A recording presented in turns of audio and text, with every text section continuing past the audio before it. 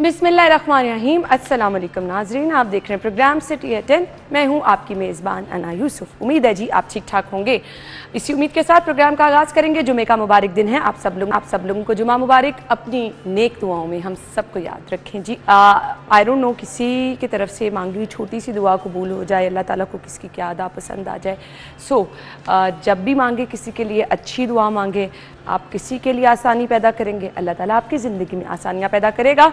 और अब आसानी पैदा बहुत ज़्यादा दुआओं की ज़रूरत है जी पाकिस्तान को, क्योंकि आपके सामने कल के मैच के बाद पाकिस्तान एशिया कप के फाइनल में पहुंच गया है। बांग्लादेश से मैच जीतने के बाद अब होने जा रहा है पाकिस्तान और भारत का सामना आमने सामने। संडे को हम देख रहे हैं कि जी सब लोग एक बार फिर से वो एनर्जी नज़र आ रही है और सब शायकीन जो हैं वो बहुत ज़्यादा पुरजोश भी नज़र आ रहे हैं, दुआ गो भी हैं।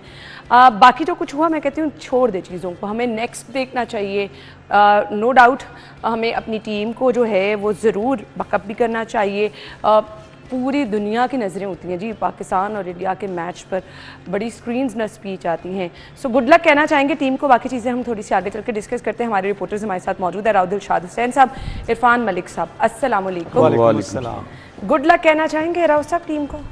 ऑब्वियसली इसके अलावा और क्या हो सकता है। हाँ। एक अच्छी खबरें तुमसे प्यार है, नॉर्मली कम मिलती हैं अच्छी खबरें, लेकिन नहीं, मैं थोड़ा प्रीवियस मैच की अगर बात करूं तो 171 का टोटल था और उसको डिफेंड जिस तरह से करना चाहिए था उस तरह से नहीं किया और सिर्फ 2-3 ओवर पहले ही उसको मुकम्मल भारत की जानिब से उसको किया गया। और अब बड़ा मैच है और बड़े मैच में आपको बड़े दिल के साथ जाना है और बड़ी स्ट्रेटजी के साथ जाना है। ये आपको भुलाना होगा कि आप हार नहीं सकते। ये सोच के जाना कि जीतने के लिए जाना है, तो ऑब्वियसली उससे फर्क पड़ेगा। थोड़ी दिलेरी दिखाना होगी और कुछ भी नहीं है। डे आपको याद होगा चैंपियंस ट्रॉफी के फाइनल में इसी तरह की सूरत हाल थी। जब हम टीम टू टीम अगर कंपैरिजन करते हैं हकायक की बुनियाद पर, तो प्लेयर्स की क्लास में बड़ा फ़र्क है, उसको आप निगलेक्ट नहीं कर सकते। जो मर्जी हो जाए, आपके अगर उनके प्लेयर्स की फहरिस्त आपके सामने हो या अपने प्लेयर्स की फहरिस्त आपके सामने हो, तो प्लेयर टू प्लेयर कंपैरिजन करेंगे तो बड़ा वाज़िया फ़र्क है, क्लास का बड़ा फ़र्क है। अब आपकी टीम में चूँकि बाबर आजम भी नहीं है, रिजवान भी नहीं है, तो एक बाबर के हवाले से आपको पता है कि कॉन्स्टेंटली उसकी परफॉर्मेंस सारे नए लड़के हैं और ये बैड पेज प्लेयर्स की लाइफ में आता है, इससे घबराने की जरूरत नहीं है। बाबर विल कम बैक इंशाल्लाह। और दूसरों के लिए पसंदीदा है आयशा, क्या कह सकते हैं। दूसरों के लिए अच्छा मौका है, वैसे दूसरों के लिए अच्छा मौका है जिनमें ये प्लेयर्स अपने आप को दिखाएं। और मेरा ख्याल है कि फ़खर को थोड़ा उसके नर्व्स को अगर वो स्ट्रांग रखेगा तो वो अकेला प्लेयर इंशाल्लाह जी। अब दुआ को तो हम यही हैं, क्योंकि वो किसी भी शॉट को अगर आप उसको देखें तो उसने कभी भी ऐसा नहीं किया कि मैं अपना 50 करूं या अपना 100 करूं। उसकी हर शॉट हर मौके पे, ख्वाह वो 48 पे खेल रहा है, उसने अपने अंदाज में शॉट बिल्कुल ऐसे है। मुझे इरफान साहब की तरफ आने दे, पे पहली खबर की तरफ आने। संडे को ऑफ होगा आपका तो डेफिनेटली, तो चलिए मैच के लिए फिर अच्छा टाइम मैच के लिए। और देखिए एक्साइटमेंट जो है वो ये है कि 41 साल बाद ये पाकिस्तान और भारत के दरमियान जो फाइनल हो रहा है एशिया कप का, और क्रिकेट हमेशा कहा जाता है बाई चांस है, पुरानी चीजें हमें भूल जानी चाहिए। नहीं इरफान साहब, नहीं राव साहब, क्रिकेट बाई चांस है। आपने बड़े बड़े प्लेयर जो है, बड़े बड़े प्लेयर आपने 0 पे आउट होते हुए देखे हैं। ऐसे प्लेयर आपने देखे जो इनिंग्स को संभाला उन्होंने और उसके बाद वो कहां तक ले चले। ये बात ठीक है, प्लानिंग वो सारी चीजें हैं, लेकिन बात ये है कि हमें इन चीजों से निकलना चाहिए। अच्छा इरफान साहब, जहाँ पे ग्रीन फ्लैग आ गया उसके बाद तो बात ही खत्म होगी ना। इसमें कोई ग्रीन फ्लैग आ गया तो उसके बाद हमने वो जैसा भी करें, किसी वो पहाड़ के ऊपर या किसी दरख्त के ऊपर भी अगर ग्रीन फ्लैग होगा तो हमें उससे मोहब्बत हो जाएगी। तो ये जो है कहीं दुआ करें इंशाल्लाह इतवार को सब लोग जो हैं वो मैच देखेंगे, बड़े एक्साइटेड होंगे। अभी से हमें एक्साइटमेंट नजर आ रही है, तो चलें टीम के लिए हम जो है बहुत सारी ढेरों दुआएं भी करते हैं और गुड लक भी कहना चाहेंगे। पहली खबर की तरफ आ रहे हैं जी। मोहसिन नकवी का FIA को मजीद फॉल बनाने का फैसला, लाहौर में एडिशनल DG ऑफिस बनेगा। FIA के ऑपरेशनल ढांचे को 3 रीजन्स में तकसीम कर दिया गया, 2 नए जोन्स भी कायम नॉर्थ, सेंट्रल और साउथ रीजन कायम कर दिए गए हैं। अच्छा जी, अब FIA की रिस्पॉन्सिबिलिटीज़ पहले तो मैं इरफान साहब से कहूँगी उस पर रोशनी डाल दें। और बहुत सारे लोग ख़ास तौर पर अगर मैं साइबर क्राइम के हवाले से बात करूँ ना, तो मुतासिरीन जो हैं वो साल हर साल इंतज़ार करते रहते हैं, बहुत परेशान रहते हैं। बहुत सारे लोग जाते नहीं हैं इस डर से कि हमारा डेटा जो है वो लीक ना हो जाए या कोई प्रॉब्लम ना हो जाए। सो इरफान साहब, FIA का रोल क्या होता है? अब इसको जो मज़ीद इन्हांस किया जा रहा है, क्यों ये सोचा गया? अच्छा, इस खबर के अगर हवाले से बात करें तो वज़ीर दाखिला मोहसिन रज़ा नकवी, क्योंकि ये वफाकी तहकीकाती इदारा है, पूरे पाकिस्तान में ही ऑपरेट करता है, और इस हवाले से FIA के अंदर बहुत से लूप होल्स थे, बहुत से लूप होल्स थे, अफसरान की कमी थी, और उसके साथ साथ क्योंकि इसका हुजम देखे पूरे पाकिस्तान में है, तो एक DG जो है वो तमाम चीज़ों को कंट्रोल करना उनके लिए भी मुश्किल था। फिर उसके बाद इसका जो तंजीमी ढांचा है उसके अंदर भी काफ़ी फ्लॉज थे। अब एक DG, उनके साथ एडिशनल DG और नीचे जो एडिशनल डायरेक्टर और एडिशनल डायरेक्टर, इनकी एक बड़ी फ़ौज थी, लेकिन उसकी वजह से काम नहीं हो रहा था, क्योंकि हर चीज़ के ऊपर आप फोकस नहीं कर सकते, हर मामले को आप देख नहीं सकते। एक DG या एडिशनल DG जो है वो उसको मामलात को नहीं देख पाते थे, तो इसी वजह से इनको मुख्तलिफ जोन्स के अंदर तकसीम किया गया। पहले सिर्फ 2 जोन थे पूरे पाकिस्तान के, सिर्फ 2 जोन थे, अब इसको 3 जोन किया गया। और 3 जोन करने से अब ये होगा कि जहाँ पे लाहौर, फैसलाबाद, मुल्तान, साहिवाल और ये जो जोन है ये भी जो हैं वो इसके अंदर शामिल कर दिए गए। इसी तरह आप देखें कि इसमें अब एडिशनल DG जो हैं उनकी तादाद जो है वो बढ़ाई गई है, यानी कि एक DG होंगे, उनके साथ 3 एडिशनल DGs होंगे, वो सारे मामलात को हर जोन के वो जिम्मेदार होंगे, उनके नीचे डायरेक्टर्स होंगे, एडिशनल डायरेक्टर्स होंगे, उनको मॉनिटरिंग जो है वो आसान होगी। आपने देखा होगा कि FIA में आपको कई अर्सा पहले बहुत सी ऐसी इश्यूज़ सामने आते थे कि बहुत करप्शन के मामलात जो हैं वो, क्योंकि इसमें वाइट कॉलर क्राइम और ऐसा क्राइम जो बड़े बड़े अरबों खरबों रुपए का क्राइम जो है वो इसके अंदर मुलविस होता था, तो इस वजह से इसकी उस तरह मॉनिटरिंग नहीं हो रही थी, उसकी सर्विलेंस नहीं की जा रही थी। तो इसके ऊपर सबसे पहले मोहसिन रज़ा नकवी की जानिब से इसके ऊपर फोकस किया गया कि इसका पहले स्ट्रक्चर बनाएं, उसके बाद आप चीज़ों को बेहतर करें। स्ट्रक्चर अब इसका बना दिया गया है, 3 जोन जो हैं वो कायम कर दिए गए हैं, और इसके साथ साथ जो है वो कुछ एरियाज़ के अंदर नए जोनल ऑफिसर्स भी बनाए गए हैं। जैसे इस्लामाबाद में इसके लिए पहले कोई ऐसे इंतजामात नहीं थे, अब इस्लामाबाद का एक डायरेक्टर होगा, इस्लामाबाद का डायरेक्टर और पिंडी का डायरेक्टर, यानी कि इस्लामाबाद पिंडी को भी देखेगा। अच्छा, इस तरह इसको गिलगित बल्तिस्तान के अंदर वहाँ पे भी मामला बड़े ख़राब थे, क्योंकि आपको पता होगा कि सारी ट्रांजैक्शन जो है वो उस एरिया से हो रही थी। इसको देखने के लिए इकदाम किए जा रहे हैं, और अब जो है वो FIA को मज़ीद स्ट्रेंथन किया जा रहा है। जैसे आपने बात की साइबर क्राइम की, तो साइबर क्राइम के लिए तो उसका डोमेन ही उसकी सेपरेट कर दी गई, अब वो FIA के अंडर में नहीं आ रहा, उसके लिए एक नई तहकीकाती इदारा बनाया गया, NCCIA, national cyber crime investigation agency, वो एक सेपरेट बना दी गई। क्योंकि इस चीज़ को जो है वज़ीर दाखिला की तरफ से काफ़ी मॉनिटर किया जा रहा था कि जैसे आपने बात की कि लोगों के बहुत से इश्यूज़ हैं, साइबर जो है वो पूरी दुनिया के अंदर इसको बहुत चैलेंज भी बन चुका है और इसके ऊपर बहुत फोकस किया जा रहा है। लेकिन अनफॉर्चुनेटली पाकिस्तान के अंदर साइबर सिक्योरिटी इस नाम की कोई आम पब्लिक के लिए चीज़ ही नहीं थी। आप बड़े बड़े इदारों के लिए तो वहाँ पे बाकायदा साइबर सिक्योरिटी के जो ऑफिसेज हैं उनके मामला चल रहे थे, लेकिन आम पब्लिक के लिए साइबर सिक्योरिटी के नाम की कोई चीज़ नहीं थी। तो इसको देखते हुए जहाँ पे NCCIA बनाई गई उसका अलग से DG जो है वो अपॉइंट किया गया, उसी तरह उनके नीचे भी एडिशनल DG और डायरेक्टर्स और एडिशनल डायरेक्टर्स उनकी तादाद जो है वो बढ़ाई जा रही है। तो इसमें जो साइबर क्राइम है जिसमें वाइट कॉलर क्राइम आता है, या आएगी, लोगों को जल्दी इंसाफ मिलेगा डेफिनेटली, क्योंकि अभी भी अगर आप हालात देखें पाकिस्तान के अंदर साइबर क्राइम के, तो अगर सिर्फ आपको लाहौर के ऑफिस की अगर बात बताएं तो लाहौर ऑफिस में सिर्फ 40 के करीब जो स्टाफ है, जिसमें डायरेक्टर को डाल के और ड्राइवर को डाल के शामिल करके सिर्फ 40 लोग हैं। अब 40 लोगों के साथ आप सोचें कि लाहौर जिसकी आबादी 1.25 करोड़ है, 40,000 आपने बड़ी कम बता दी है। 40,000 आपने बड़ी कम बता दी है। आप देखें इसी तरह जो है वो आपका कसूर भी इसमें शामिल है, इसमें आपका जो है शेखुपुरा भी शामिल है। तो ये सारे जो है वो मामला को देखने के लिए अब इन चीजों की बेहतरी की जा रही है। बेहतरी आएगी। राव साहब एक कमेंट कर दें फिर अगली खबर की तरफ हम चलेंगे। देखिए बड़ा ज़रूरी इकदाम था ये कि इसका इंफ्रास्ट्रक्चर और इसकी जो आगे जोनल्स जो जोन्स के दफातर हैं उनको ज़्यादा फ़ाल करने से ऑब्वियसली ज़्यादा शिकायत एड्रेस हो सकेंगी, लोगों का एतमाद बढ़ेगा। जिसकी बात आपने की, आजकल सबसे ज़्यादा जो शिकायत लोगों को आती हैं वो किसी ज़माने में बहुत ज़्यादा शिकायत ये इंसानी स्मगलिंग के हवाले से होती थी, वीज़ों के हवाले से होती थी, लेकिन अब वो उनका नंबर मेरा तीसरा या चौथा होगा। लेकिन अब साइबर क्राइम के हवाले से सबसे ज़्यादा शिकायत हैं। बहुत सारे अब कभी जाने का इत्तेफाक को, इरफान भाई तो रूटीन में जाते हैं, एक आध बार मैं इनके साथ गया हूँ तो देखा है कि वहाँ पे कितारें, लंबी कितारें हैं दरख्वास्तों की, और फिर जो आईओज़ हैं, जो इन्वेस्टिगेशन ऑफिसर्स हैं, उनकी शदीद किल्लत है। इससे एक तो तकसीम होगा, यानी मुल्तान के लोग मुल्तान में ट्रीट होंगे, गुजरांवाला के लोग गुजरांवाला में। ऑलरेडी पहले ये होता था कि लाहौर में सबको आना पड़ता, और ये जो एडिशनल डीजीज़ की पोस्ट बढ़ाई हैं, इससे यकीनन काफ़ी हद तक दादरसी होगी एप्लीकेंट्स की, क्योंकि शिकायत यही आती है कि एप्लीकेशन दे दी जाती है।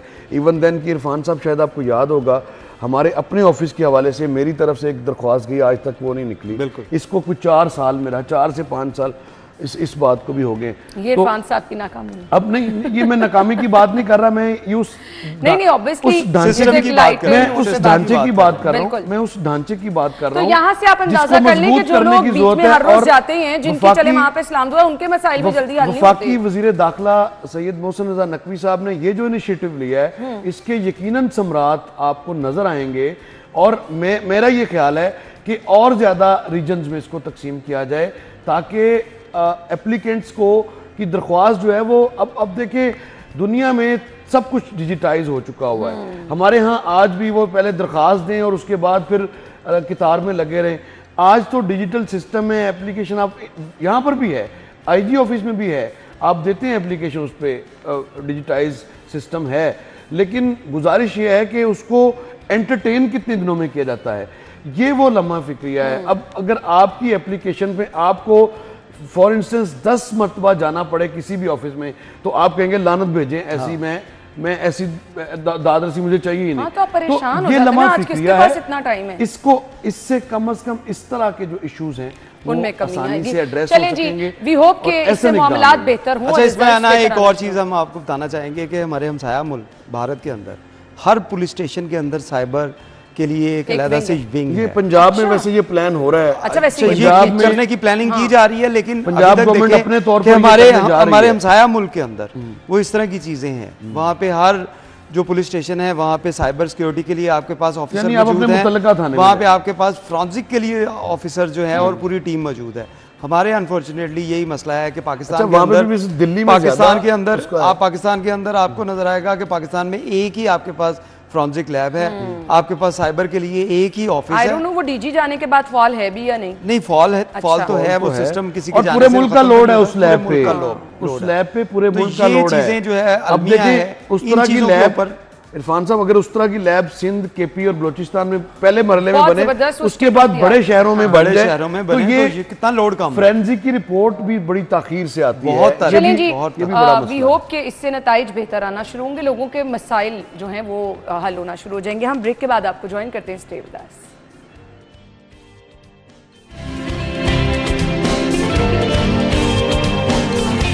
Welcome back. खबर है जी अली रामे की, और ख़बर यह है कि अस्पतालों में अद्वियात की किल्लत है। 9 अरब 10 करोड़ की डिमांड है। आमदन में कमी के बायस हुकूमत से सब ग्रांट मांगी गई ताकि मरीजों को अद्वियात की फराहमी मुतासर ना हो। महकमा सेहत के हुकाम का ये कहना है। अब सीएम साहिबा बड़ी मुतहरिक हैं सेहत सहूलियात आवाम तक पहुँचाने में। कल ख्वाजा इमरान नज़ीर साहब हमारे साथ शो में मौजूद थे, उनकी प्लानिंग, उनकी गुफ्तगू आपने सुनी, तो वहाँ पे भी यही लग रहा है बहुत पॉजिटिव एनर्जी थी, आवाम के लिए काम करना चाह रहे हैं। ये रुकावट कहाँ पर आती है राव साहब?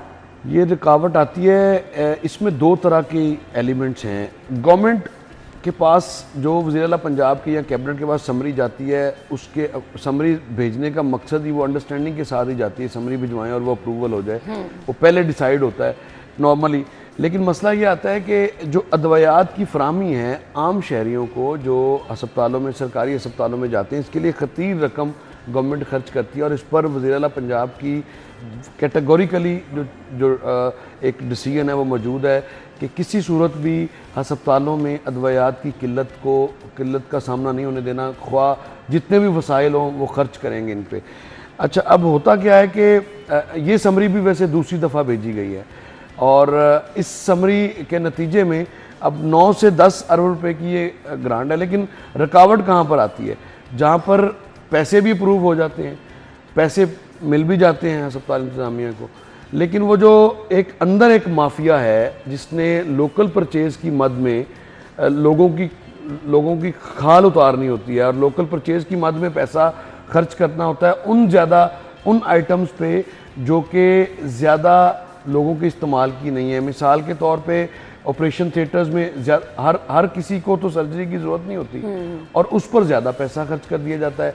इसी वजह से ये इश्यूज़ रहते हैं कि फिर लोगों की शिकायत जो आपको मिलती है इसी वजह से मिलती हैं। पैसे ये भी जारी हो जाएंगे, डिमांड अगर कर दी है तो इस डिमांड को भी पंजाब गवर्नमेंट हर सूरत में फुलफिल करेगी। आप बर वक्त उस चीज को गैप क्यों आता है बीच में? गैप ये वो रवैया है जो गैप ब्यूरोक्रेटिक जो एक स्टाइल है, आपको पता है, सुर्ख फीता बातें तो बड़ी की जाती हैं। इसीलिए तमाम तर चीज़ों का डिजिटाइज होना बड़ा ज़रूरी है। अब दुनिया में पेपरलेस वर्किंग की तरफ दुनिया जा चुकी है, लेकिन हमारे यहाँ अभी तक वो समरी आ रही है, समरी जा रही है, डाक चली गई है, डाक आ गई है, डाक साहब बहादुर के पास पड़ी है, साहब बहादुर को कोई इमरजेंसी है और वो पड़ी रह जाती है। ये वो रुकावटें हैं जिनको इसी के नतीजे में अगर आप डिजिटाइज सिस्टम कर दें तो 1 क्लिक पे मुतलका फोरम है वहाँ पर वो पहुँच जाएगी। उसके बाद टाइम फ्रेम भी आपके पास होगा कि कितने टाइम में करनी है। तो अफसरान की जो प्रायोरिटी है, क्योंकि आम अस्पतालों से हमारे अफसरान जो नौकरशाही है, ये थोड़ी इनको इलाज की ज़रूरत होती है। इनके लिए तो इलाज बैरून मुल्क की सहूलत दस्तियाब है, गवर्नमेंट से जितना पैसा चाहिए हो इलाज के लिए वो मिल जाएगा इनको, तो इसलिए इनकी प्रायोरिटी नहीं है। तालीम और सेहत आपके मुल्क में उसी वक्त सही होगी जब आपके अवामी नुमाइंदों और ब्यूरोक्रेट्स के बच्चों को आप सरकारी स्कूल्स में दाखिल करवाएंगे, सरकारी कॉलेजेस में दाखिल करवाएंगे, तो इसमें बेहतरी आएगी। तब तक मेरा नहीं ख्याल, इसका मतलब नहीं आएगी। मेरा ये ख्याल है ना, आप ब्यूरोक्रेट्स और सियासतदानों के बच्चों की बात कर रहे हैं। अभी आप किसी भी सरकारी हॉस्पिटल में चले जाएं, आपको पता चलेगा कि वहाँ पे जो ऑपरेशन किसी का अगर होना है तो उसको साल का टाइम दिया जा रहा है एक आम आदमी को। तो आप ब्यूरोक्रेट्स के बच्चों को कह रहे हैं कि उनको वहाँ पे लेके जाएं, सियासतदानों को बच्चों को वहाँ पे लेके जाएं, वो साल वेट करें, उसके बाद उनकी बारी आई, उनका अगर अल्लाह ना करे ऑपरेट हो तो ये नहीं होता। उनको फौरी चीज़ें चाहिए, फौरी चीज़ें चाहिए और हर जगह पे उनके लिए अवेलेबल हैं। आपने देखा होगा कि बहुत से ऐसे हॉस्पिटल्स, मैं आपको पर्सनल एक्सपीरियंस बता देता हूँ। म्यो हॉस्पिटल के अंदर जो है वो एक पेशेंट के लिए मुझे जाना पड़ा। वहाँ पे पता चला कि सिर्फ जो है हर्निया है, इसके लिए मरीज़ों को 1 साल का वेट करवाया जा रहा है कि आपका हर्निया का ऑपरेट अभी नहीं हो सकता, हमारे पास टाइम नहीं है, हमारे पास क्यों में इतना ऑपरेशन थिएटर के अंदर वो मरीज़ लगे हुए हैं कि आपकी बारी 1 साल बाद आएगी। ये वहाँ पे हालात हैं और यही हालात आपके हर सरकारी हॉस्पिटल में हैं। और जो बात आपने की कि अद्वियात की किल्लत, किसी भी हॉस्पिटल में आज भी इमरजेंसी में आप चले जाएं, वहाँ पे आपको जो मुतलका अद्वियात हैं वो नहीं मिलेगी और वो खाता पूरा करने के लिए आपको कोई ना कोई और मेडिसिन दे दीजिएगा। जब आप वो देखेंगे कि ये सिरप जो है ये बच्चों को दिया गया, ये तो उसके लिए फ्लू के लिए नहीं है, या उसके गले ख़राब के लिए नहीं है, या बुखार के लिए नहीं है, ये तो एंटीबायोटिक है या कोई और चीज़ है, तो वो आपको कहेंगे हमारे पास यही है तो हम इसलिए ये दे रहे हैं। ये हालात है और फौरी तौर पे आपको प्रिस्क्रिप्शन दे दी जाएगी कि ये बाहर से अद्वियात ले लीजिएगा और यहाँ से डिस्चार्ज हो जाए, क्योंकि हॉस्पिटल्स के ऊपर लोड इतना है। हॉस्पिटल्स में जो ना तो अद्वियात हैं ना डॉक्टर्स पूरे हैं, उसके बाद आप देखें कि वहाँ पे इंफ्रास्ट्रक्चर जो है वो इस किस्म का। इरफान साहब, एक गुजारिश ये है कि चीफ मिनिस्टर पंजाब या चीफ मिनिस्टर पंजाब के वालिद ग्रामी मियाँ मोहम्मद नवाज शरीफ साहब सरकारी अस्पताल में जाएं तो उसी वक्त उनकी MRI हो जाती है। डेफिनेटली मुझे बताएं कि MRI के लिए 1 साल का टाइम है किसी भी आम आदमी के लिए। आप 1 साल का नहीं तो कम से कम 6 माह तो कहीं नहीं गए उनको टाइम। अब ये वो इश्यूज हैं that needs to be addressed. बिल्कुल। बट हमारे यहाँ ये हो रहा है कि अब चीफ मिनिस्टर के जाने का मकसद क्या था? चीफ मिनिस्टर कहीं से भी करवा सकते उनका मकसद ये था कि सरकारी मामलात को देखा जाए, यहाँ पे मामलात को, उनका मकसद, उनकी मैं कोई नीयत की बात नहीं कर रहा कि उनकी नीयत नहीं है, लेकिन अब जब तक आप अपनी डिमांड्स, ये डिमांड्स गई है ना, ये पूरी होनी चाहिए। और इसके बाद अच्छा, डिमांड पूरी होने के बाद भी आपको यही मामला देखते हैं ना आप, अब के डिमांड गवर्नमेंट पूरी कर देती है, महकमा जो है वो खजाना वो आपको पैसे भी जारी कर देता है, पैसे मिल भी जाते हैं, और उसके बाद शिकायत आए हॉस्पिटल में, अगर एमएस को चौक में खड़ा करना चाहिए या नहीं करना चाहिए? इन लोगों को एहतसाब होना चाहिए या नहीं होना चाहिए? अगर ये डिमांड करने वालों को भी तो बर वक्त कुछ करना चाहिए ना। वो वहां पर फिर अस्पतालों में लोग परेशान रहते हैं, एमएस से कोई पूछने वाला नहीं होता, एमएस इवन अपने कमरे में नहीं होता। अच्छा जी, मुझे आज अब जाहिद चौधरी साहब की खबर की तरफ लम्हा फिक्री, और बहुत परेशानी की बात है जी, पोलियो ने शहर का पीछा नहीं छोड़ा और सीवरेज में वायरस की तस्दीक हुई है। गुज़श्ता 2 वर्ष से पोलियो वायरस से शहर पाक नहीं हो सका। अच्छा जी, कौमी इदारा सेहत ने आउटफॉल रोड से तो हमेशा ही आता है, महमूद बूटी, गुलशन रावी समेत लाहौर के तमाम सीवरेज नमूनों में, और अब तमाम सीवरेज नमूनों में ये एक अलार्मिंग चीज है। पूरी दुनिया के अंदर 2-3 ममालिक रह गए हैं जहाँ पे पोलियो है, वहाँ पे बाकी तमाम दुनिया ने इसको जड़ से ख़त्म कर दिया। हमारे यहाँ पे हर 6 माह बाद या 3 माह बाद आपको पता चलता है कि एक बहुत बड़ी कैंपेन लॉन्च की जाती है कि हर बड़ी होती भी है इरफान साहब, होती है, क्योंकि मेरे अपने घर 3-3 दफा टीम्स आती हैं। बिल्कुल आपकी बात ठीक है, लेकिन उसके बावजूद असल जो इशू है हमारे पाकिस्तान में, एक सबसे बड़ा इशू है कि हम हर घर जो है, हर फर्द जो है वो डॉक्यूमेंटेड नहीं है, हर एक का नहीं पता। आपको कई ऐसे लोग मिल जाएंगे जिन्होंने कहा होगा कि हमने अभी तक शनाख्ती कार्ड नहीं बनवाया, हमने अपना कभी बैंक अकाउंट नहीं बनवाया। ऐसे आपको मिसालें सैकड़ों मिलेंगी। तो उन लोगों तक पहुंचने के लिए आपको ये सिर्फ वो तरीका नहीं है कि आप एक घर के अंदर 3 दफ़ा चले गए कि आपने पोलियो को वैक्सीन करवाई है कि नहीं करवाई।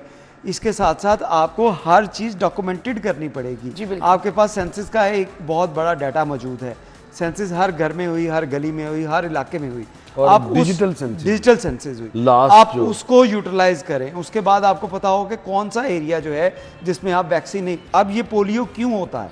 अब जिन लोगों के पास अगर वैक्सीन नहीं पहुंची तो डेफिनेटली वहां पे पोलियो वायरस तो होगा। जब वहां पे पोलियो वायरस होगा तो उसके बाद वो वायरस जो है वो आगे स्प्रेड भी करेगा। एक चीज इरफान साहब मेरे ज़हन में ये आई कि अब जिस एरिया में ज्यादातर जो शिकायत है आउटफॉल रोड, तो कभी मैंने देखा नाला है ना, नाले की मैंने कभी देखा ही नहीं। आउटफॉल रोड पे इस तरह नहीं है कि वो आउटफॉल रोड पे ही वो उसकी वजह मैं आपको बता देता हूं। सीवरेज का पानी किसी जगह से भी आएगा तो आउटफॉल रोड पे उसकी सैंपलिंग की जाएगी। उसकी वजह आपको इरफान साहब बताता हूँ। उसके आसपास बहुत ज्यादा अफगान आबादियां हैं, और वो जो रिजिड माइंडसेट है वो इसमें रुकावट आता है, और अक्सर कैंपेन भी वहीं से शुरू की जाती है। अच्छा, अगर हम बैरून मुल्क सफ़र करते हैं तो बैरून मुल्क तो छोटे और बड़े की कोई तमीज़ नहीं की जाती, सबको ड्रॉप्स पिलाए जाते हैं। तो क्यों ना जिस आबादी में ज़्यादा प्रॉब्लम है उसको कॉर्डन ऑफ करें और सबको पिला दें, सबको ये पोलियो के ड्रॉप्स जो है वो पिला दें, ताकि एक दफ़ा बच्चों को सबको। उसके अलावा आपकी जो हॉटस्पॉट एरियाज हैं पोलियो के हवाले से, वो आपके एंट्री और एग्जिट पॉइंट और लारी अड्डे हैं जहाँ से ट्रैवलिंग ज़्यादा आती है। और वहाँ पर मिसाल के तौर पे जो जिन इलाकों में ये इस तरह का माइंडसेट है कि पोलियो के कतरे शायद कोई नुकसान पहुँचाते हैं, और आज भी है केपी गवर्नमेंट भी बड़ी कोशिश करती है कि हर सूरत में हर घर तक पहुँचा जाए, लेकिन बदकिस्मती ये है कि वहाँ पर चूँकि जिरगा सिस्टम, और फिर जब वही बच्चे ट्रैवल करते हैं तो प्रॉब्लम आती है। तो मैं उनके ट्रैवल करने के खिलाफ बात नहीं कर रहा, मैं उन प्रिकॉशनरी मेजर्स की बात कर रहा हूँ जो कि ज़रूर लेने चाहिए गवर्नमेंट को। और फिर दूसरी बात, आपके यहाँ आबादी की तादाद तो पिछले 20 सालों में, 2 दहाइयों में लाहौर की आबादी 60 लाख से बढ़कर 1 करोड़ 60 लाख तक पहुंच चुकी है। अप्रोक्सीमेट फिगर सेंसस के मुताबिक 1.25 करोड़ आबादी, और 40-50 लाख ऐसे लोग हैं जिनका आना जाना रहता है लाहौर शहर में। अच्छा, आपने इन सारों को कैटर करने के लिए आपकी जो टीम्स हैं पोलियो की, वो वही हैं जो 15 साल पहले थी, उसमें कितनी आपने उनके मसाइल भी बड़े हैं, उनके मसाइल बड़े हैं। अच्छा इरफान साहब, मुझे कभी उनकी तनख्वाहों के हवाले से देखी होंगी कि आपने पोलियो वर्कर्स की तनख्वाहों का इशू आता नहीं आता, ये बहुत बड़ा इशू है। अच्छा जी, थोड़ा सा मैं यहाँ पे ना लोगों से रिक्वेस्ट करना चाहूंगी, मुझे एक अपडेट की तरफ जाना है। मैं बहुत सारे पढ़े लिखे लोगों को अपने इर्द गिर्द जानती हूँ जो अभी भी, जिन्होंने कोविड के टाइम पे भी वैक्सीन बिल्कुल नहीं लगाई, जो आज भी वो जिद है कि पोलियो के कतरे अपने बच्चों को नहीं पिलाने तो नहीं पिलाने। ये उन लोगों का माइंड सेट है जिसकी वजह से आज हम यहाँ पर खड़े हैं। तो प्लीज़ इस चीज़ को समझ लीजिए, उन लोगों को देखिए जो कि पोलियो से मुतासिर हैं। अल्लाह ताला रहम करे, फिर आप लोगों को खुद ख्याल आ जाएगा कि कितने ज़रूरी हैं ये कतरे। जनरल अस्पताल के बाद अब न्यू अस्पताल से भी बच्चा गायब हो गया, ये भी अपडेट आई है जो कि हम आप तक पहुँचा रहे हैं। और इंतहाई अफसोसनाक खबर है जी, जनरल अस्पताल के बाद जी म्यू हॉस्पिटल से भी बच्चा गायब हुआ है। बच्चा वार्ड से नौमौलूद बच्ची मुबैना तौर पर अगवा हुई है। अब ये किसका फेलियर है? अब ये आपको, अब किसी भी अस्पताल में जाए ना तो आपको सिक्योरिटी के नाम पर को अब क्या साथ आपको प्राइवेट सिक्योरिटी कंपनीज के कॉन्ट्रैक्ट मिलेंगे, वहां पर प्राइवेट सिक्योरिटी के लोग हैं और उनको भारी भरकम रकम अदा की जाती है, उसके बावजूद इस तरह के वाकयात रिपोर्ट हो रहे हैं। अब मुझे बताएं, नर्सरी तक किसी की रसाई नहीं होती क्या जो सिक्योरिटी कंपनी है, अब देखें एमएस तो नहीं खड़ा वहां पे किसी तरह। अच्छा, मेरे ज़हन में क्या आ रहा है, यहाँ बच्चा गायब हो जाता है, कोई बच्चा चेंज भी कर ले तो कुछ नहीं पता चलता। आपकी रसाई तो नहीं होती ना, ऑपरेशन थिएटर के बाद बच्चे को नर्सरी में शिफ्ट किया जाता है, वहां पर अंदर किसी को जाने की परमिशन आपका जो मैकेनिज्म है सिक्योरिटी का, वो सीसीटीवी कैमरास की मदद से आपने इनको सारी चीजों को इनको मॉनिटर करना होता है। और उसके बाद फिर आपने नीली वर्दी वाले गार्ड आपको बेशुमार नजर आएंगे और उनका अगर आप बजट देखें तो वो करोड़ों रुपए में, मिलियंस ऑफ रुपीज इनको हम अदा करते हैं। हर अस्पताल की सिक्योरिटी अलग से है, उनकी अपनी सिक्योरिटी नहीं है, वो किसी ना किसी कंपनी से हायर की गई है। तो इस तरह की सिक्योरिटी रखने से तो बेहतर है आप ना रखें। अगर अच्छा, इस तरह के वाकयात पंजाब पुलिस को लगा लें। कल ये जो वाकया हुआ है इसके बारे में अगर बात करें तो ये बच्चा जो है, बच्ची जो थी, छोटी सी बच्ची थी और बड़ी क्यूट सी बच्ची, उसकी मैंने तस्वीर भी देखी कल मैंने जब इसकी, हाँ बड़ी क्यूट सी बच्ची थी ये। और कल इसके पेरेंट्स जो हैं, इसकी वालदा उसको लेके आई हैं, उसकी तबीयत ख़राब हुई क्योंकि आपको पता है कि आजकल हर दूसरा घर जो है वायरल इन्फेक्शन चल रहा है, हर दूसरा शख्स बीमार है। बच्चे को लेके आए और वहाँ पे भी यही हुआ जिस चीज़ की हम पहले खबर की बात कर रहे थे कि हॉस्पिटल में अद्वियात नहीं मिलती। बच्चे को वहाँ पे दाखिल किया गया वार्ड में और उसकी वालदा से कहा गया कि आप ये अद्वियात ले आएं। अच्छा, जब वो प्लानिंग है, देखें नहीं इसमें प्लानिंग आपके अगवा करने वालों की कह सकते हैं, डॉक्टर्स की तो नहीं ना कह सकते। डॉक्टर्स ने कहा कि आप उसकी अमला वगैरह मिला होता है, डेफिनेटली अमला भी शामिल। अच्छा, उसमें आपने उससे कहा कि वालदा से कि आप ये अद्वियात ले दें। वो बेचारी बाहर मेडिकल स्टोर पे गई, अद्वियात लेने गई और बाहर आके पता चला उसका बच्चा वहां पे बेड पे है ही नहीं। तो उसके बाद जब शोर वावेला गुजरा, पुलिस वहाँ पे पहुँच गई, पुलिस ने गार्ड्स को देखा और वो सिक्योरिटी कैमरास को देखा तो पता चला एक खातून वहाँ से बच्चा जो है उठा के लेके जाती हुई वहाँ से नज़र आ रही है। अब उसकी गिरफ्तारी डेफिनेटली हो जाएगी, कैमराज हैं वहाँ तक पहुँच जाएगी। पुलिस ने ये थोड़े दिन पहले कोट लखपत के इलाके अच्छा लेकिन अच्छा इसमें थोड़ा सा और ये बात देखने की ज़रूरत है कि ये जो बच्चे हैं, ये बच्चे अगवा कर लिए जाते हैं, वहाँ पे गार्ड जो जिसके बारे में आप लोगों ने बात की कि उनका करोड़ों रुपए का बजट है सिक्योरिटी कंपनीज का, वो क्या करते हैं? आप किसी भी हॉस्पिटल में चले जाएं, जब आप एंटर होते हैं तो सबसे पहले गार्ड्स वहाँ पे काम कर रहे होते हैं पार्किंग स्टैंड कंपनीज के लिए। वो आपसे कहेंगे कि यहाँ पे गाड़ी खड़ी ना करें, यहाँ पे मोटरसाइकिल खड़ी ना करें, वो पार्किंग स्टैंड है वहां पे जाके खड़ी करें, क्योंकि उन्होंने उस सिक्योरिटी जो वो पार्किंग स्टैंड वाले से उससे पैसे लेने। अच्छा, फिर उसके बाद अंदर जो है हॉस्पिटल के अंदर जो है, ये तो आपको पार्किंग की बता दी कि वहाँ पे गार्ड क्या कर रहे हैं, सिर्फ वो पार्किंग के लिए पैसे इकट्ठे कर रहे हैं। फिर अंदर जो गार्ड्स हैं वो काम कर रहे हैं कि आपसे पैसे लेंगे, आप यहाँ पे ना खड़े हों, आप यहाँ पे ना बैठे। अगर आपने उसको 500,000 रुपया दे दिया तो आप जहाँ पे जो मर्जी करें, वहाँ पे पान की पीकें भी फेंकें। हॉस्पिटल्स में अक्सर हम ये देखते हैं, पान की पीकें भी फेंके, गंद भी डाले, वहाँ पे जो दिल करे आपका करते रहें, आपको कोई सिक्योरिटी गार्ड नहीं पूछेगा। ये सिक्योरिटी गार्ड सारा दिन अपने जो 500,000 इकट्ठा करने के चक्कर में पड़े रहते हैं और इनको जो कंपनी वहाँ पे हायर की जाती है उसका जब तक आप ऑडिट नहीं करेंगे ये मामला ऐसे चलते रहेंगे। आपने कुछ दिन पहले देखा कि जनरल हॉस्पिटल से एक बच्चा अगवा हुआ, अब बच्चा अगवा जो है वो हुआ। इससे अच्छा तो आप पंजाब पुलिस से जो उनकी पीसी की जो नफरी है उसको पे कर दें यार, बिल्कुल उनको पे करें, कम से कम नौजवान बच्चे ड्यूटी दे रहे होंगे, सिक्योरिटी तो अच्छी होगी, सिक्योरिटी तो बेहतर होगी यार। ये क्या पैथेटिक एटीट्यूड है। एक 55 साल बच्चा बंदा वहां पे, 55-60 साल बंदा जो बेचारा चलने फिरने से लागर है, उसको आपने गार्ड रखा, वो क्या मॉनिटरिंग करेगा? आई साइड उसकी ठीक नहीं है, फिजिकली वो फिट नहीं है, बस वर्दी बना के डेटरेंस के लिए आपने उसको खड़ा किया।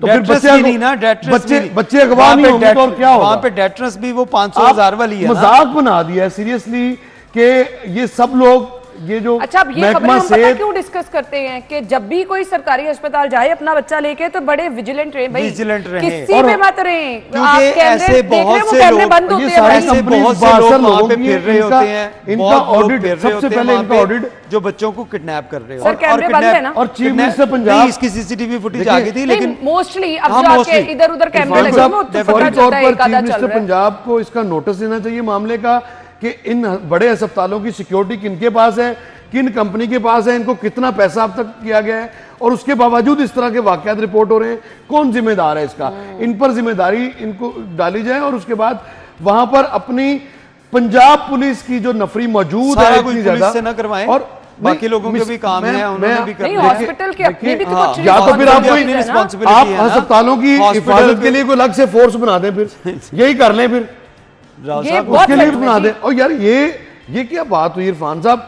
वो आप कभी चलते हुए देखे, मैं कोई रोजगार के मुखालिफ नहीं हूं, बिलाशुबा उनका रोजगार इससे जुड़ा है, लेकिन उनसे और काम भी लिए जा सकते हैं। इस तरह के वाकयात से तो बचा जा सकता है। बिल्कुल ऐसे ही है। सिक्योरिटी तो ठीक हो। प्लीज सब लोगों से रिक्वेस्ट है जी, अल्लाह ताला किसी को ना ही जाना पड़े हॉस्पिटल, लेकिन अगर जा रहे हैं तो अपनी चीज़ों की भी हिफाजत करें, अपने बच्चों की भी हिफाजत करें। ये बहुत ज़्यादा खतरनाक मामला है जी। इस पर भी बाद में आप देखें खातून की निशानदही, वैसे फेस उसका नज़र भी आ रहा है कैमरे में, मैंने लास्ट वाले इस शॉट में देखा है, कब निशानदेही होती है, कब पकड़ी जाती है, लेकिन अभी वाली परेशानी जो है उस माँ से पूछें जो इस कदर परेशान नजर आ रही थी। जी हम ब्रेक के बाद आपको ज्वाइन करते हैं हमारे साथ।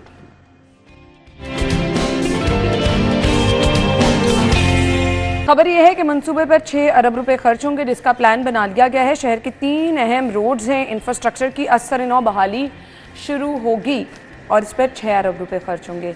कौन सी रोड्स हैं ये? बरकी रोड का नाम आ रहा है इसमें, आजम चौक था, राना चौक है, कमाहा लिद्दड़ रोड है, और इसी तरह से कोटरादा किशन और सबसे बेहतरीन जो सड़क आगे वो सुंदर रायवन रोड है। अच्छा। नहीं, सुंदर रायवन रोड आप शायद किसी और तनाज़ुर में बात करें, लेकिन सुंदर रायवन रोड वो है जो सुंदर से निकल के और जो इधर को आती है, उस पर उसका बनना इसलिए भी जरूरी है कि वहाँ पर आपकी सुंदर इंडस्ट्रियल स्टेट है, वो उसको एक्सेस बाहर से मिलेगी, क्योंकि मिला तो वो रायवंड को रही है। ये इसका इख्तिताम होता है एग्जैक्टली वहाँ पर जहाँ पर जो इज्तिमा वगैरह की जो सरगर्मियाँ वो होती हैं। तो ये अच्छा है अगर ये बन जाए। असल मसला एग्जीक्यूशन है। एग्जीक्यूशन का ये हाल है कि अभी आते हुए मैं ये देख रहा था कि मानसून ख़त्म हो गया, 30 जून की डेडलाइन खत्म हो गई, लाहौर डेवलपमेंट प्लान की बात कर रहे हैं। लाहौर डेवलपमेंट प्लान की पता नहीं किस्मत कब जागेगी कि वो खोदी हुई सड़कें कब, वो बहुत बड़ा मसला है जी। और अभी मैं देख रहा था यहाँ पे, और सारा दिन ट्रैफिक डिस्टर्ब है उसकी वजह से। पीको रोड पे अगर पीको रोड से कोई गुजरे हुक्काम बाला में से, और ख़ास तौर पर सेक्रेटरी बल्दियात मियाँ शकील साहब अगर गुजरे, या सेक्रेटरी या वज़ीर बल्दियात जो कि निगरान है इस प्रोजेक्ट के लाहौर डेवलपमेंट प्लान के, या डीसी लाहौर साहब अगर गुजरे, तो साहब बहादुर ये ज़रूर मुलाहिजा कीजिएगा, कम से कम इनको हर सूरत में। अब तो पीको रोड की बात ना करें, आप पूरे लाहौर के अंदर ये हालात हैं। आप संग चले जाएं, अब तो बहुत वो ये नजर आएगा, आप फिरोजपुर रोड पे आ जाएं, आपको वहाँ पे ये नजर आएगी पोजीशन, हर जगह के ऊपर ही आपको जो है, बंद रोड आप चले जाएं, वहाँ पे आपको ये क्या जहाँ पे ये काम शुरू किया गया, तौबा तौबा करा दी तू जालिमा, ना इस तरह कर तौबा तौबा ना कराएं लोगों की, बस कर दें। अब मानसून का भी बहाना खत्म हो गया है, अब इसको ढांप दें जो उखाड़ी हैं आपने सड़कें, कम से कम ट्रैफिक की रवानी बेहतर हो जाएगी। आपको तो शायद वैसे अगर गा के सुना देंगे ना प्रॉपर तो अच्छे खासे वायरल भी हो जाएगा, शायद उनको समझ ज्यादा बेहतर हो जाएगा। तो वो एक और वो फिर वायरल होता एक मिसरे मुझे याद है, वो मैं तौबा, वो पंजाबी का आपकी दरख्वास्त, कोई पंजाबी के कोई गाना है, वो शायद कहती है तौबा तौबा कराती तू जालिमा, तो इस तरह का वो एक है गाने, सब गाने ये गाना, लेकिन मुझे नहीं आता। मैं एक तौबा तौबा से मुझे आपको पता है तौबा तौबा फेम आपको पता है वो कैसर खोखर साहब हैं, तो वो वाली तो तौबा अलहदा ही थी ना, उनकी तौबा अलहदा थी, ये वाली अलहदा जो अभी तक कबूल नहीं हुई। लेकिन है ना, देखें ये बहुत बड़ा मसला है लाहौर में, जहाँ पे ये सीवरेज जिसके राव साहब बड़ी तारीफें करते थे कि बहुत जबरदस्त प्रोजेक्ट है, बड़ा जबरदस्त काम हो रहा है, और तब भी हम ये बात हाथ जोड़ के माफी मांगता हूं इरफान साहब आपके, मैं बड़ा मोतरफ था इसका, हम ये बात करते हैं कि आप कम से कम ग्राउंड रियलिटी देख लिया करें ना, आप हुक्मरानों की बातें सुनकर यहाँ पे प्रोग्राम में आप कह दें, मैं मेरी जाती राय नहीं आपकी इरफान साहब नहीं सुनी, क्योंकि हुकूमत का मैं आपसे माजरत कर रहा हूँ। अच्छा, कि मैं इस प्रोजेक्ट का बहुत बड़ा मोतरफ था, लेकिन अब आपको अंदाजा हुआ कि अवाम के लिए कितनी तकलीफ का बायस बना, और इस बरसात में उस टाइम दूरंदेशी से काम नहीं लिया ना, मैं तब ये बात आपसे कर रहा था, मैं तब आपसे ये बात कर रहा था कि ये 30 जून की बात कर रहे हैं, ये जो है इस साल के अंदर मुकम्मल होता हुआ नजर नहीं आ रहा, ये तो जून की बात कर रहे हैं, मैं अगले 6 माह कह रहा था इसको मुकम्मल होता हुआ नजर नहीं आ रहा। उसको छोड़ें, एलडीए की लॉटरी निकल आई है, उसकी एक बड़ी वजह मजीद खर्च करेगी एलडीए, राव साहब ये तो करेगी, और वहाँ पे 80 अरब खर्च हुआ है, आप 6 अरब रुपए की बात कर रहे हैं, वहाँ पे 80 अरब रुपए आपने बताया था कि उसके ऊपर खर्च हुआ 138 अरब, चले 138 अरब डबल कर दिया आपने। दूसरा फेज अब शुरू हो गया, अल्लाह ना करे इस तरह का अगर वो दूसरा फेज शुरू हुआ तो ये 2028 की बात चली जाए, पहला कंप्लीट हो जाए, और इससे जो बरसात के दौरान लोगों को नुकसान पहुंचा, पूरी नहीं थी। बात सुन लेना, बात सुन ले, उसकी आप इंटेंशन है उनकी ना बताएं हमें, अब जो होना था वो हम बात कर रहे हैं। इस बरसात की वजह से लोगों की बुनियादों के अंदर, जो घरों की बुनियादें, बिल्डिंग की बुनियादें, उसके अंदर जो पानी घुस गया है, वो जिस तरह नुकसान पहुंचा गया है, वो मैं समझता हूँ ये 138 अरब रुपया जो गवर्नमेंट ने लगाना है, वो 538 अरब रुपया उनकी सारी जिंदगी के लिए भी जो है वो पूरा नहीं कर पाएगा।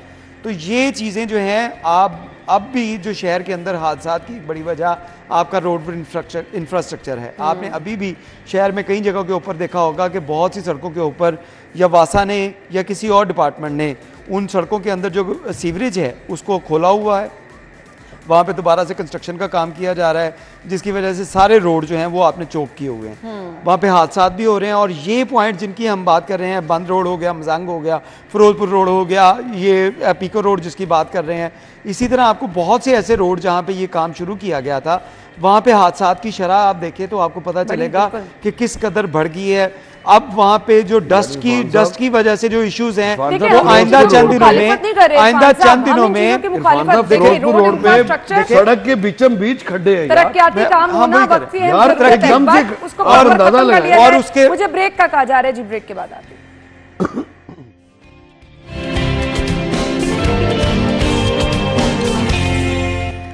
Welcome back. खबर यह है, गैर कानूनी ऐप की तशहीर, 3 यूट्यूबर्स पर मुकदमा और छापे मारे गए हैं। ऑनलाइन जुआ ऐप्स की प्रमोशन पर इकरा कंवल, नदीम मुबारक उर्फ नानी वाला और हसनैन शाह के खिलाफ। इरफान साहब बिल्कुल आपको बताएं, ये NCCIA की तरफ से कुछ माह पहले 46 ऐसी जो ऐप्स थी जिनके बारे में ये बताया गया था कि ये इलीगल तौर के ऊपर पाकिस्तान में काम कर रही हैं, और जो सोशल मीडिया इन्फ्लुएंसर्स हैं या यूट्यूबर्स हैं वो इसकी पेड प्रमोशन से बाज रहे हैं। लेकिन उसके बावजूद आप देखें कि बहुत से ऐसे यूट्यूबर्स थे, बहुत से ऐसे इन्फ्लुएंसर्स थे, सोशल मीडिया इन्फ्लुएंसर्स, जिनकी जानिब से पेड जो है वो उनकी प्रमोशन की गई, कि पैसे उनसे लिए, उन ऐप्स वालों से, जुए जो करवा रहे थे उन ऐप से पैसे लिए और उसकी प्रमोशन कर रही है, और लोगों को डेमो करके दिखाया कि ये देखें हम इसके ऊपर ये पैसे लगा रहे हैं, तो ये मिनटों में आपके ये डबल हो गए, ये आपके ट्रिपल हो गए, हज़ारों रुपये आपके अकाउंट में आ गए। जिसके अंदर डकी भी शामिल था, जो सादुर रहमान और डकी, उसी तरह रजब भट्ट भी शामिल था, उसी तरह जो है वो दीगर जो सोशल मीडिया इन्फ्लुएंसर थे, अंसर हैदर है, हुरैरा है, ये लोग शामिल थे। इनको नोटिस जारी किए गए, और उस नोटिस का असर ये हुआ कि इन लोगों ने NCCIA को समझा कि ये इनके नोटिस की क्या बात है, हम नहीं जाएंगे। ना इन्होंने अपने वकला की तरफ से कोई बयान जमा करवाए, जिसके बाद जहाँ पे पहले अब तक 8 यूट्यूबर्स हैं, सोशल मीडिया इन्फ्लुएंसर्स हैं, जिनके खिलाफ मुकदमात का इंदराज हुआ है। कल 3 हुए, उससे पहले 3 हुए थे और 2 जो गिरफ्तार हुए, यानी कि 8 लोगों के खिलाफ मुकदमात का इंदराज हो चुका है, 2 गिरफ्तार हैं, और मज़ीद 8 से 10 सोशल मीडिया इन्फ्लुएंसर जो यूट्यूबर, जिसमें बड़े बड़े लोग नाम शामिल है, उन लोगों को भी गिरफ्तार, उनके खिलाफ मुकदमात का इंदराज किया जाएगा। और ये सिर्फ मुकदमात की हद तक नहीं रहेगा, क्योंकि इसके ऊपर हुकूमत इसके ऊपर काफ़ी कंसर्न रखती है, और इसी वजह से जब ये FIRs होंगी, ये लोग अगर गिरफ्तार नहीं होते तो अदालतों से इनको इश्तिहारी डिक्लेयर किया जाएगा, क्योंकि बहुत से लोग बैरून मुल्क बैठे हैं, वहाँ से इनके जो है वो जहाँ पे इनके नाम PNI लिस्ट में शामिल होंगे, फिर उसके बाद इनके इंटरपोल की मदद से इनकी गिरफ्तारियाँ जो हैं वो भी अमल में लाई जाएंगी। तो ये लोग जो समझते थे कि हमारे जो लोग हमें देखते हैं, हमारे फैंस हैं, हम उनको जिस तरफ मर्जी लगा सकते हैं, उनको हम फहाशी की तरफ लगाएं, उनको हम जुए की तरफ लगाएं या किसी और माइंडसेट उनका जैसा भी बना दें, वो अब वो नहीं हो पाएगा। वो लोगों को आप जुए की ऐप्स के ऊपर नहीं ला सकते कि आप लोगों को डेमो करके दिखाते रहें। डकी की बताया, जैसे हमने बात की, डकी को अगर गिरफ्तार किया गया, सादुर रहमान को, वो आज तक जेल में है और उसको 1.5 महीना तकरीबन होने वाला है, वो जेल में है। एक और यूट्यूबर है मुदस्सर, उसको गिरफ्तार किया गया, वो भी जो है इसी तरह गिरफ्तार हुआ। इसी तरह रजब भट्ट, ये क्योंकि बैरून मुल्क है, अंस अली ये भी बैरून मुल्क है, और हुरैरा ये भी जो गिरफ्तार पेश नहीं हुआ, इनके खिलाफ मुकदमा दर्ज हुए। और कल ये एस्ट्रोलॉजी की जो सोशल मीडिया अकाउंट है इकरा कंवल का, उसके खिलाफ मुकदमा दर्ज हुआ, और बाकी ये 3 लोग हैं। चलिए जी, वी होप कि इस पे हम जो वाइंड अप करना जी, वक्त बहुत कम है, इंशाल्लाह नेक्स्ट किसी को सजा मिलेगी वैसे ये बता दें। डेफिनेटली अभी तक वो कह रहे हैं 1.5 महीना हो गया, 1.5 महीने से डकी। चलें जी, बहुत बहुत शुक्रिया। हेडलाइंस के बाद ज्वाइन करते हैं।